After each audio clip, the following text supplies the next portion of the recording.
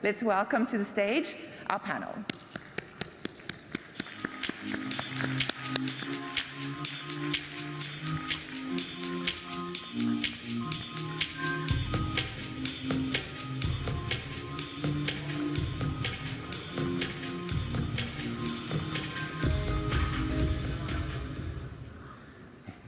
Good afternoon, New York. How are we today? Great. Well, great to be back. It was exactly 3 years ago when I was in New York for the last time. It was at Greenhouse Open. We just established a partnership with Greenhouse. I remember Daniel came to me, hey, do you have a booth here? I said, well, we're a startup, we have a bootstrapped. So that was the beginning of our endeavors with Greenhouse. I even Googled a promo, a discount code to be here. But it was like a super successful event. Obviously, the last 3 years, a lot has happened, but it's great to be back. And I also want to use this moment to thank the people at Greenhouse and everyone here. I think it's a great event. So we're back, we're open. Let's give them a round of applause because it has been absolutely great.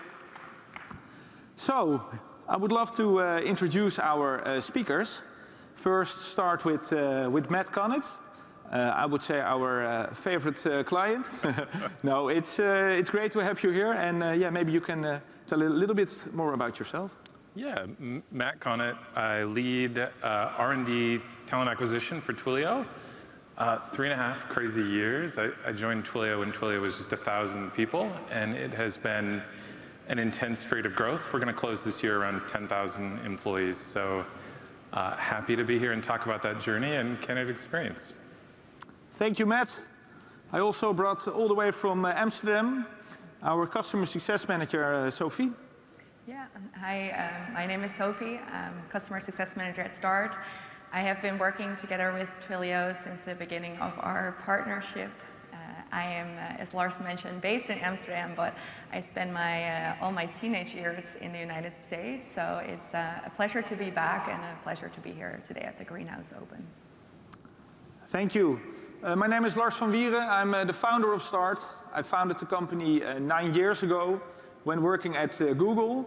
We had a great start, but then I started to make like tons of first-time founder mistakes. So way too many opportunities. So we became a jack of all trades. And it was, I think, 3 years ago when the marketing team came to me and said, hey, Lars, we're launching a new website. What should we put on the website? I said, yeah, what we do? They said, yeah, we do literally everything with feedback. And then I started to think, maybe you're right. It was more like Philippine dynamite fishing than shooting with a sniper. So it started to sink in that we completely lost focus. I recently also changed my LinkedIn account to Lost and Founder the first 6 years and only the last 3 years to CEO and founder. Because it was 3 years ago that we finally decided to do one thing very well, and that's measuring and optimizing the candidate experience. Greenhouse is our strongest partnership. We work for more than 70 Greenhouse clients, and what we do, we can really help you to optimize the candidate experience and not only show you how you're doing today, but especially what you should do differently tomorrow to improve the candidate experience. Okay, that's so much for the sales pitch. You can find us in the booth over there if you want to know more. Before we start to do the fireside chat with Matt, we have a little poll. So if you can open the Greenhouse app, there should be some questions there about candidate experience. Is that correct? Is it working? Yes. So the first question, do you measure candidate experience?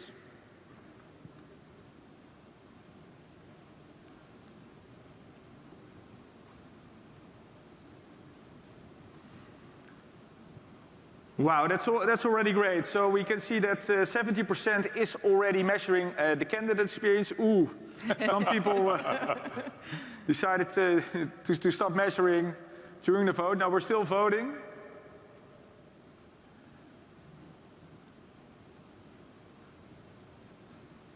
Yes, so it's around 64% that is measuring the candidate experience. I think that's already great. We do see a big difference between fast-forward thinking companies like yourself and like the more corporate companies. For the corporate companies, we see that they still have quite some basics to fix. They don't use Greenhouse. They often use an applicant torture system. I won't use any names, but you can think of what they're using. And if we are in conversations with both tech companies and Fortune 500 companies, we see that the tech companies know exactly where they want to go, and that measuring and optimizing the candidate experience is a vital part, where the Fortune 500 companies are still fixing the plumbing. Next question. Are you satisfied with your candidate experience results?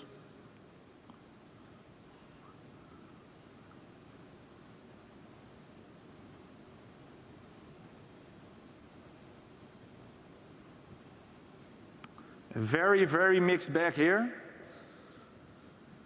Yes, no, I don't know. So that's what we see across the board. Matt, are you satisfied with your candidate experience results? Well, this one's a relief. I know I'm not alone now with my somewhere between no and don't know. On us, no, frankly, today. We're always looking to get better. And so seeing that there's a whole host of companies going through that, it's reassuring. Yeah, and that's also, as mentioned, we believe if you look at the innovation maturity curve, we're still like in the real early adopters phase of companies that are measuring, and we're still inventing the wheel here, I think. So that makes a lot of sense. The last question: which topic has the biggest impact on candidate experience? The speed of the process, the feedback to the candidate, or the employer branding and culture?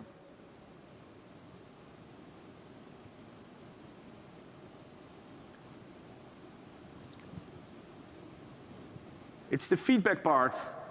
Sophie, as a customer success manager, what do you see normally with clients?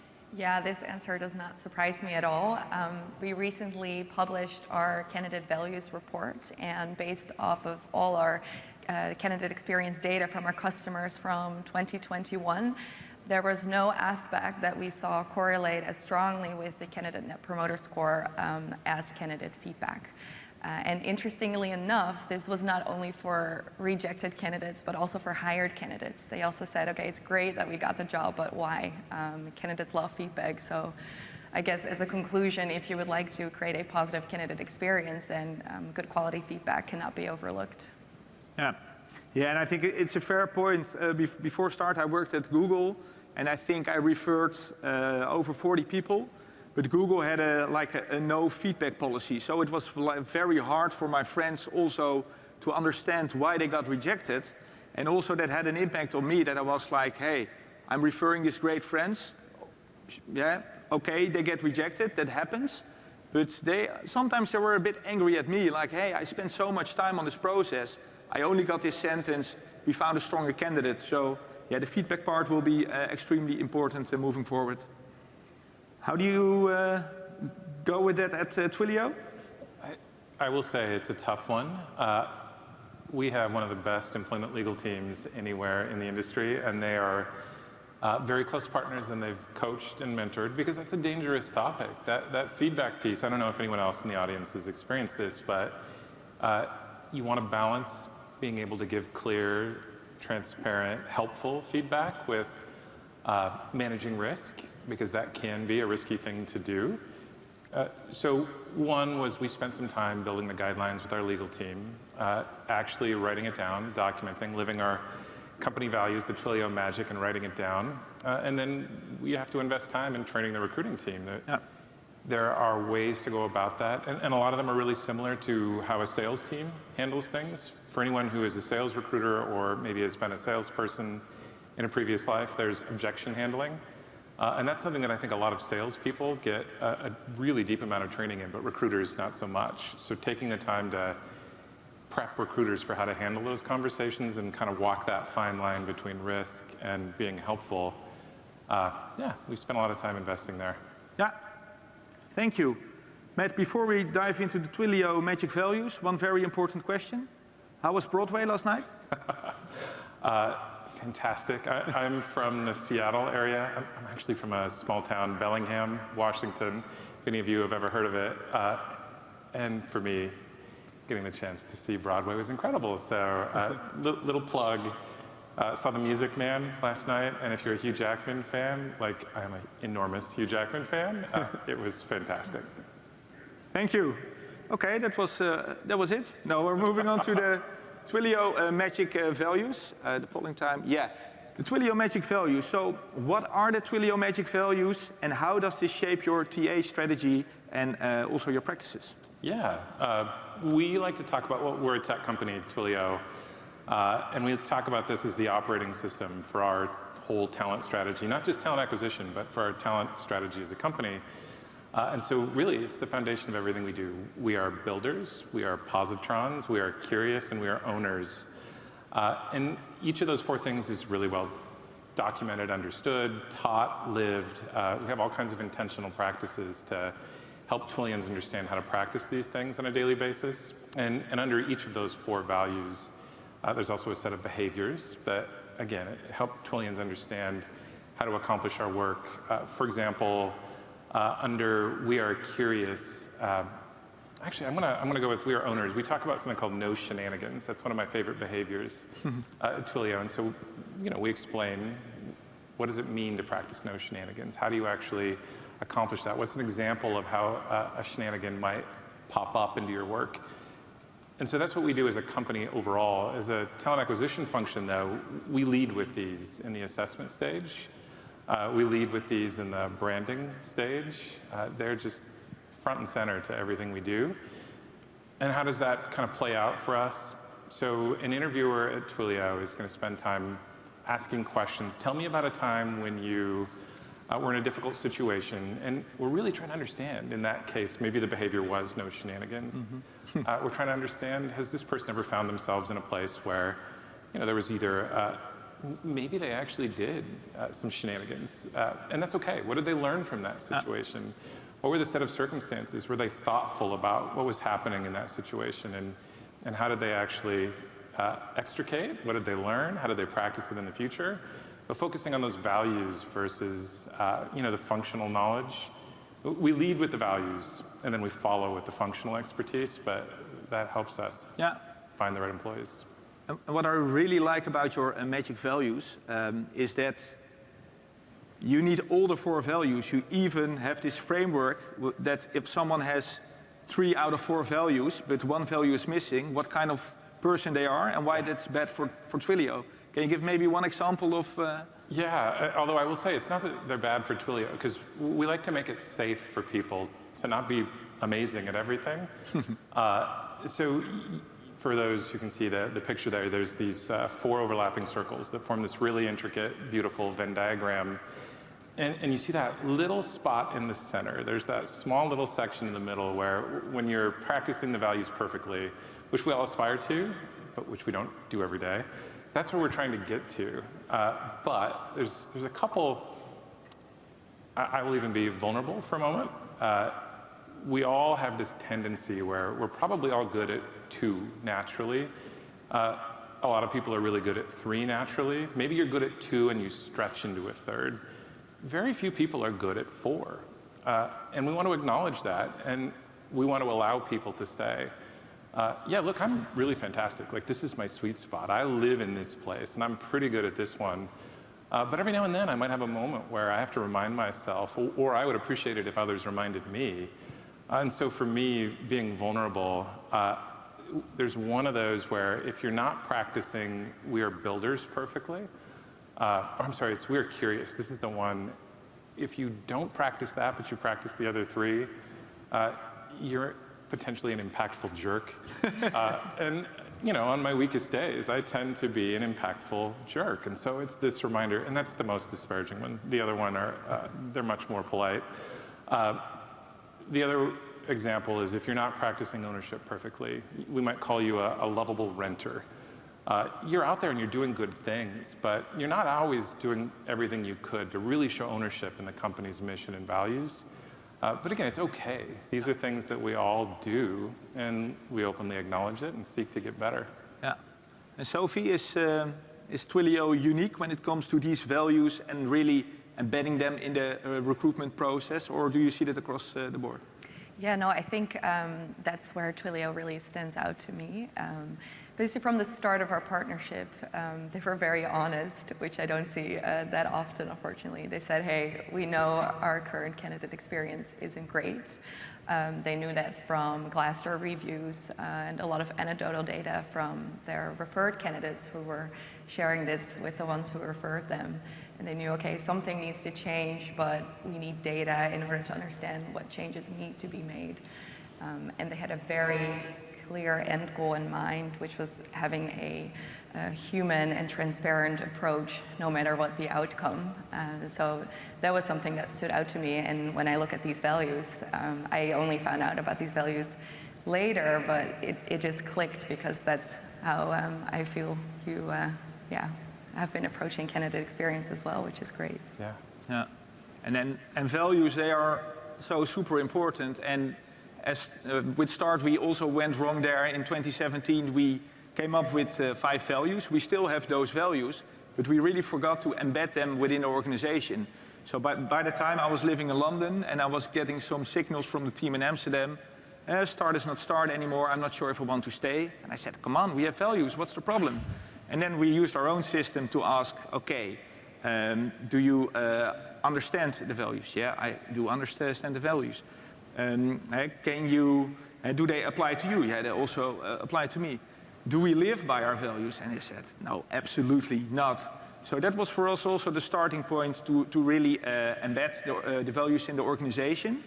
And one of the things we're now always doing is that the last interview a candidate has is with me, and it's always a values interview. So they come to me and they think, ooh, I will get this hard sales questions or whatever. And I say, well, sit back, relax. We won't discuss sales because the fact that you're here means that you know your stuff when it comes to sales.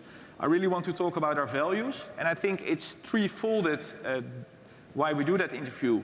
One, in a way, they commit to our values. And they can't say after 3 months, oh, but these values, they don't apply to me. I never knew. No, we discussed it in the last interview.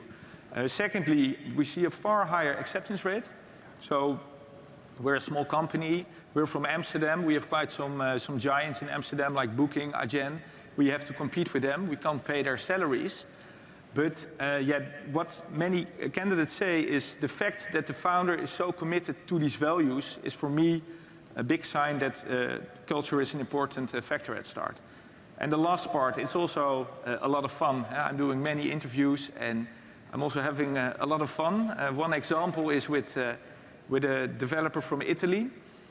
One of the questions is, okay, I said, Andrea, how do you create strong bonds with your colleagues? And he said, Lars, come on, I'm Italian, I want to hug you. Come on, next question. And it was also, in a way, it's also to keep your own energy during the interview process. So just an advice, if you haven't embedded the values in your recruitment process, please do. Yeah, I would also just add, you hear a lot of companies, at least in the past, have talked about, we want to find a cultural fit, and I've just never liked that approach. Values are different, I think, than cultural fit. I have often found cultural fit to be a code word for has my background, or, I mean, honestly, it's a way for bias to creep into the process. Values can show up different. They're part of your culture, they're critical and key, but how you practice values is going to be different for everyone. Yeah. And so using those values as that entry point to the company allows you to learn about how different people from different places and backgrounds and experiences all live those values in different ways. And it allows you to get past that cultural bias gatekeeping that often happens. Yeah, I read an interesting article a while ago. It was from Brian Chesky, the founder of Airbnb. Because what they did within Airbnb, there was this big graffiti sign on the wall, don't F up the culture. So it was there for years, and after a couple of years he said, oh, I feel so ashamed that we put it on the wall, because it would imply that there was like one moment in time where the culture was perfect. Don't touch the culture anymore. This is the culture, where it's obviously a constantly changing organism. And I think, I can relate to what you're saying. Yeah, we've lived the same thing, actually. I've been at Twilio for 3.5 years now. And when I joined, there were actually, I don't remember the precise number. It was, I think, 18 different values that we practiced at the time. And anyone who's done this before knows that there's about 7 things that most people will remember. So 18 was clearly far too many. And so we did a lot of work, and we talked to a lot of employees. Our executives traveled the world and talked to employees in every office, and we dialed it back to 10. And so we were at 10 values for a good 2.5 years there. We have recently rebooted to the 4 values and the behaviors underneath them, but it's this evolution. Yeah. Culture and values are not static. They change as the company changes. They change as your talent strategy change. And so it's important to make sure that they live, not that they're just words on a wall. Yeah. And where do you look for builders, owners, curious people, and positrons? Everywhere. That's the value of having values. I think a lot of recruiting teams get stuck in this trap of that company has that kind of employee that we like to hire. For everybody who's in TA here, I came up as a sourcing recruiter, and I fell into that trap just as often as everyone else did. I would say that, if I go to that company, I can remember recruiting in Russia back in 2008, and Yandex at the time was this company that no one had ever heard of in the States. And when I brought a Yandex candidate into the interview panel, they did really well. Now, could we close them? Not a lot, partly because we didn't always lead with those values. But having values means you don't have to look for the company, because people who practice those values sit everywhere. In fact, one of the really big advantages here is we don't always have to go find someone with that direct functional experience at that, insert big tech company here. People who practice those values sit in all kinds of places that you can source that are non-traditional. So for us, we're just as likely to find top talent. I have a single story. I had a recruiter on my team who found an engineering manager at John Deere tractors. Now, I'm not used to seeing that on a resume, but look, they had the functional experience, and they practiced the values fantastically. I mean, that candidate was able to demonstrate during the interview process that they were living those values at John Deere, and they met our technical bar, and they're a fantastic employee today at Twilio. So where doesn't have to mean how we've always thought of where. Nice. I also heard tech companies find the best sales developers at Starbucks, just buying a coffee and feeling the energy and I need to bring you on my team. We're moving on. Candidate experience and Twilio magic values. So where does candidate experience sit with Twilio magic values? It's really important. The screen, the phone screen, the hiring manager screen, the interview process, that's where the company gets to show that we're living the values. I mean, a recruiter can talk about it, we can put it on the website, there can be all kinds of videos, but then the candidate actually talks to a human, whether it's a recruiter during the screening stage, whether it's a hiring manager at the phone screen, or a whole panel during the interview. It's on us to live the values in that moment, and the values, every interviewer has to understand the expectation in order to create that candidate experience. And so, we're very upfront and deliberate about telling the candidate, hold us accountable. This is that moment where you're going to experience the Twilio magic values firsthand, and we want your feedback. We want to be transparent with you, but it's got to be present. So we spend a lot of time making sure our interviewers, screeners, are aware that candidates are going to be assessing us on how we practice the values as much as we're assessing candidates. Yeah. And which insights were revealed by using our system, by measuring candidate experience? Where to start? Well, as Sophie said, look, let me start by saying our recruiters are incredible, and they do an amazing job every day. But what has been challenging for us, I said about Twilio at the very start, when I joined Twilio 3.5 years ago, we were about 1,000 employees. And I heard a speaker here earlier talk about, there were some companies who COVID headwinds, and there were some companies who hit COVID tailwinds. I think Twilio is definitely a company that hit some COVID tailwinds.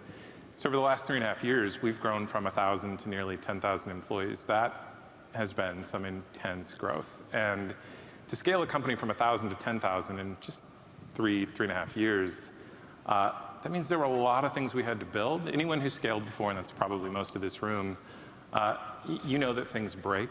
In fact, everything breaks, and it breaks regularly. You know, you go from 1,000 employees to 2,000.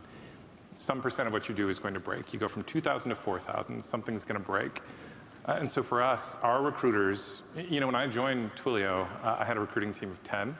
Our recruiting team that supports R&D today is around 160. So that journey from 10 to 160, it's tough to maintain candidate experience 100% of the time. And as you're scaling, you often have interview panels where the interviewer started 2 weeks ago. And their primary experience with the Twilio Magic Values was what they got from their interviewer. And you work as fast as you can to get them up to speed.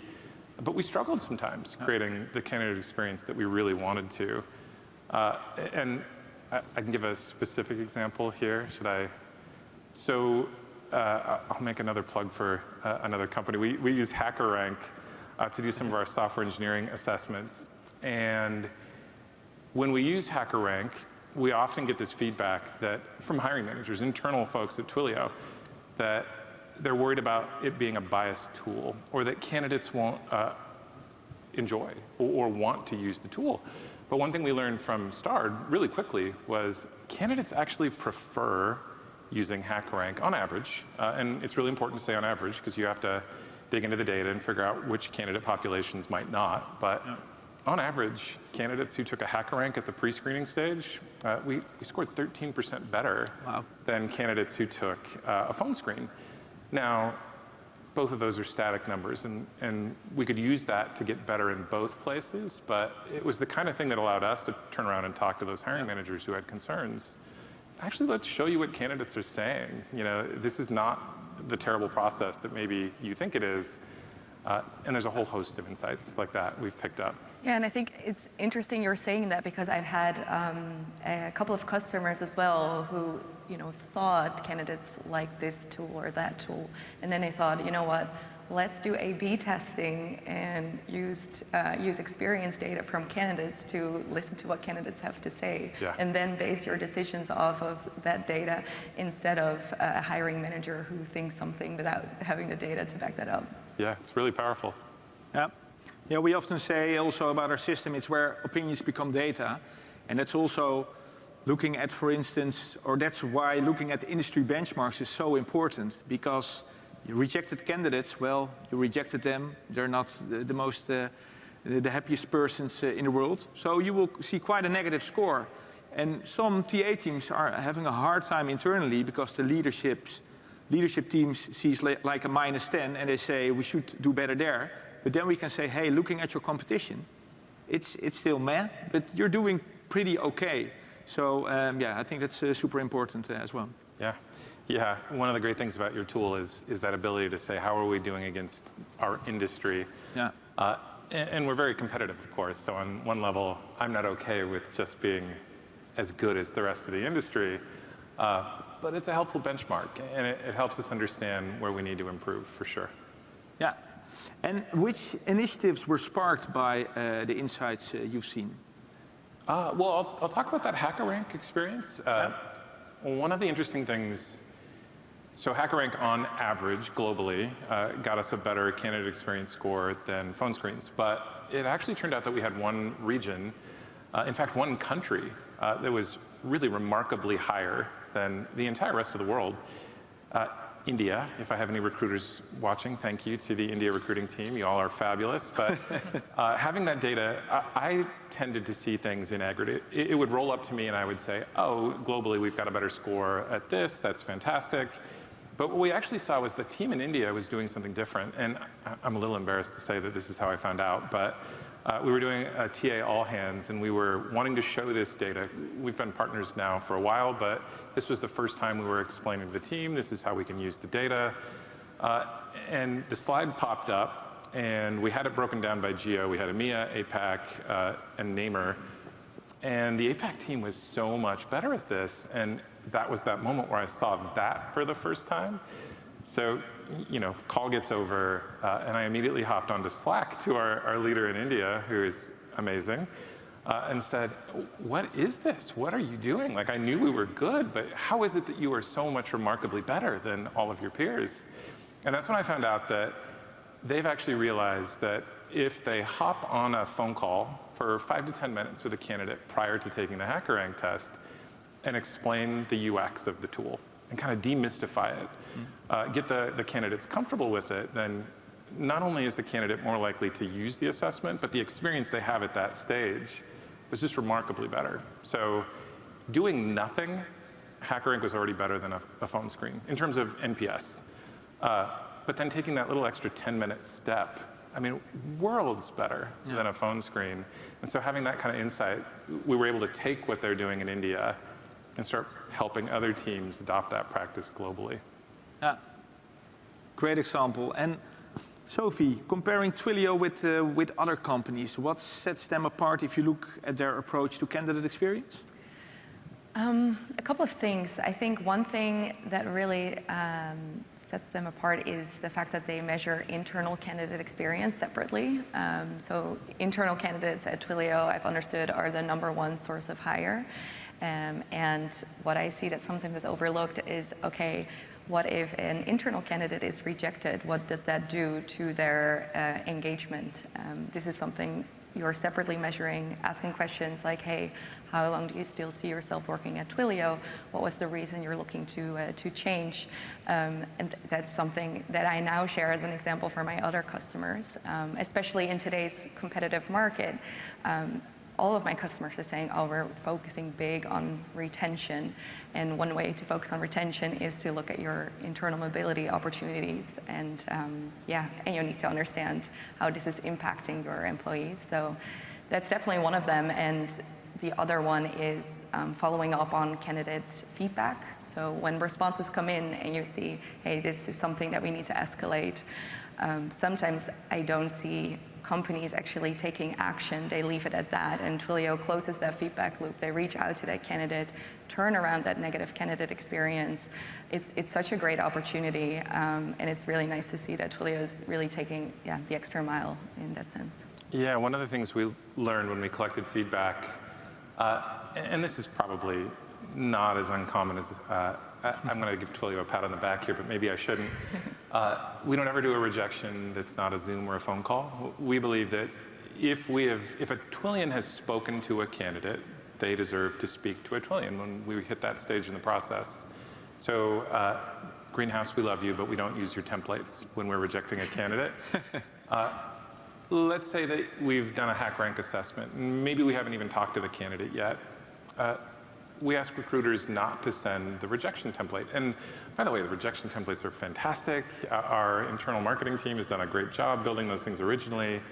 But we want to give the candidates that respect. And so we ask our recruiters to send it in your own voice. And I'll acknowledge that probably most of my recruiters have put their own voice into their version of an email that like to send. But we want them to personalize it for a candidate. And so if we've talked to a candidate, we will talk to a candidate to provide that rejection.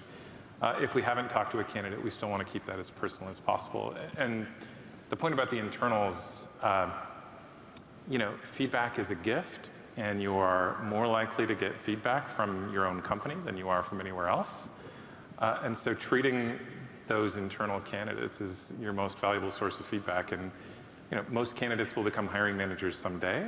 And so making sure that you're giving them that experience too is really important and often gets overlooked.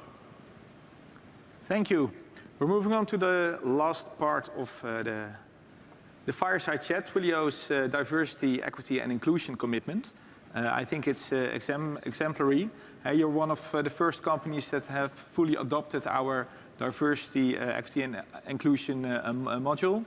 You're fighting for gender equality. Maybe you can tell a bit more also about the engineering part there. And you're committed to being an anti-racist company. Before we dive into that and the initiative you took there, Sophie, can you tell a little bit more about Start's greenhouse integration when it comes to diversity and inclusion? Yeah, absolutely. So with Greenhouse, you're able to measure the diversity of your talent pool. So candidates upon application can answer the EEO questions or custom demographic questions. But looking at that data alone tells you how diverse your talent pool is, but it doesn't tell you anything about how inclusive your hiring practices are. So with our support, Twilio is now able to segment their candidate experience data based on these candidates' demographics.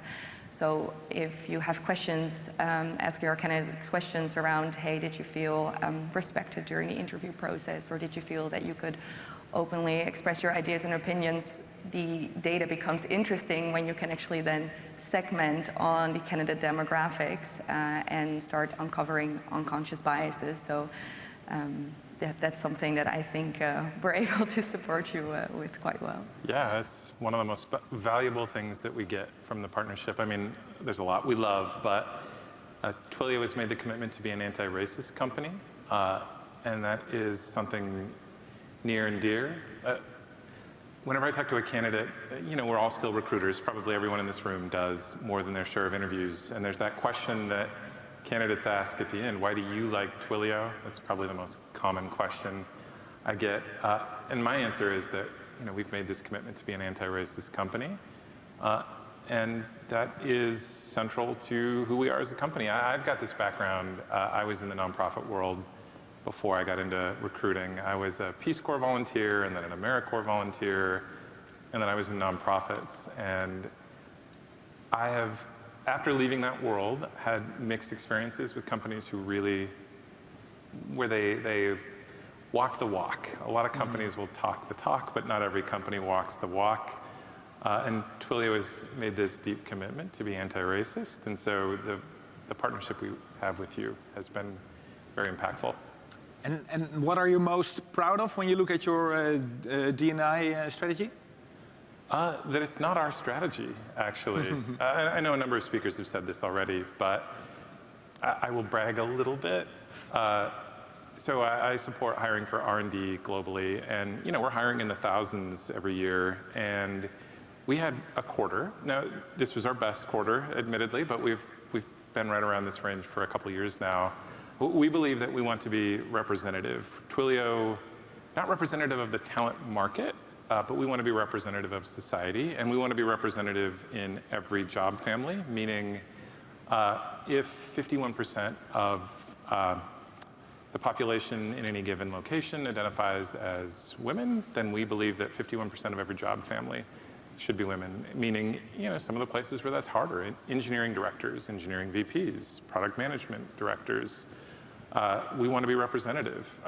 That's an aspiration of ours. And we actually had a quarter there. I think we made north of 250 core R&D hires, and 46% of all the hires we made were women. 14% were Black, and 12% were Latinx. So yeah, it's been fantastic. And we accomplished that because it wasn't the TA team's goal. We actually told the business loud and clear that if this were a TA problem, somebody would have solved it a long time ago. This has got to be you taking accountability for solving the problem. I joke that we'll be the stenographers as you write the plan, but we're not going to be anything more than the stenographer there. And you're going to have to hold yourself accountable, meaning from the top down. Leadership is going to hold the leaders underneath them accountable for these things. TA is not going to hold them accountable, but it's been great. And what would be your advice to companies that are now starting to also relate diversity and inclusion to the candidate experience? Have difficult conversations. It's hard, and it's uncomfortable, and it means confronting privilege and bias. Those conversations are happening at your company one way or another. They're happening in Slack channels that are buried, and if you are from a dominant group, you might not have access to. And so be transparent, be open. For us, part of that was that anti-racist journey. Just acknowledge that, look, everyone at points will exhibit racist behaviors. And create a space to have that conversation, be transparent, be vulnerable. Our CEO has been really open and transparent about those things. So just don't hide from that conversation. Embrace it. Thank you for these insights, Matt. Yeah, this is the end of our Fireside Chat. I'm not sure if there are still questions from the audience. I don't see them popping up. Or maybe one last question. Also, I think, yeah, a relevant question looking at the world. And we're all reading the news. We've seen this war for talent for years. It looks like it's cooling off a bit. Will it have an impact on the candidate experience, or will it be equally important? Yeah, I don't know that it's cooling off. You know, I've been in recruiting now since 2006. You know, 2008, some people might have been tempted to say it was going to cool off. Software engineers are still hard to find. Quota-carrying salespeople are still hard to find. I think that the war for talent might change. I'm going to go with these agentic analogies. It might change battlefields, but it's not going to get any easier. And so, you know, leading with your values, you know, expressing if you are anti-racist or if you do believe in DEI, lead with these things. I think more than ever, candidate experience is the one thing that is not going to change. How important candidate experience is. You know, compensation pressures might change. Scarcity is not going to change. And so candidate experience is going to stay front and center. As the founder of a candidate experience solution, I'm very happy that you're saying this, Matt. One last question from the audience. How do you give feedback to candidates and keep candidates from knee-jerk reactions? Well, look, again, my legal team, just in case they watch the video here, I need to be really careful. But again, that authenticity, and you have to spend cycle after cycle after cycle teaching recruiters. Our managers have many one-on-one conversations where we role play.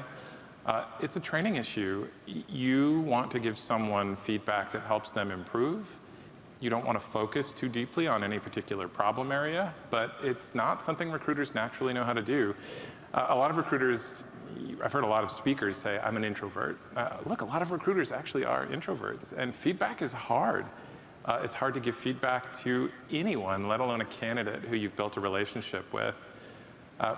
So the only way we found to get over that is just, you know, talking and training, role-playing, going back, talking about examples, you know, shooting videos, shadowing calls, just repetition, repetition, repetition. And again, it's a fine line. And lead with trust, lead with empathy, and be transparent. Thank you. I think that's it. I want to thank you for your attention. It's the second day. It's getting late, but thank you for being present. Sophie, thanks for sharing your insights, and a special thank you for Matt for all your honesty and the fact that you also don't have all the answers, but at least you're exploring to find those answers. So thanks a lot.